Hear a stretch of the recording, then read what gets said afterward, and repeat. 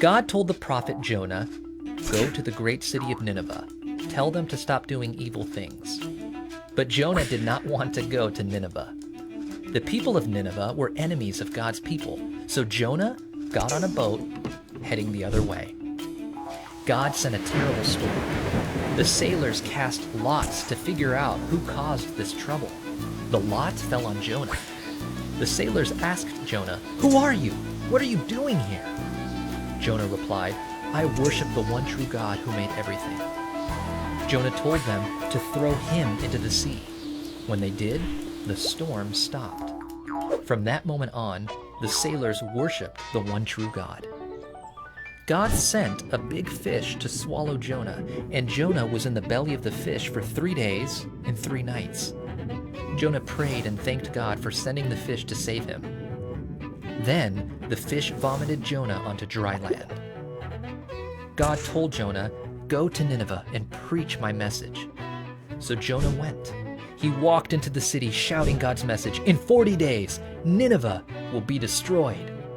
The people turned from their evil ways. Even the king repented. God decided not to destroy Nineveh. Jonah was so mad. "I knew it," he said. "You are a gracious God. You show mercy to people. You are slow to anger, and you are loving. I knew you would decide not to destroy Nineveh." "Is it right for you to be angry?" God asked. Jonah made a shelter outside the city and waited to see what God would do.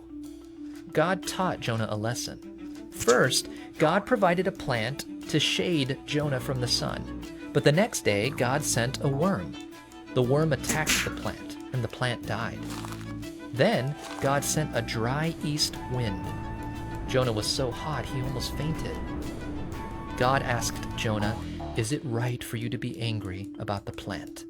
"Yes," Jonah said. "I am so angry I could die." God said, "You cared about the plant, but you did not take care of it or make it grow. It only lasted 1 day. Nineveh is a big city with thousands of people. I created them and care about them. Aren't they and the animals in the city more important than a plant?" God called Jonah to go to his enemies and call them to turn away from their sin. But Jonah refused. Instead, he ran away. Later, God sent Jesus to his enemies to call us to repentance. Jesus willingly obeyed. Jesus died on the cross to rescue us from sin.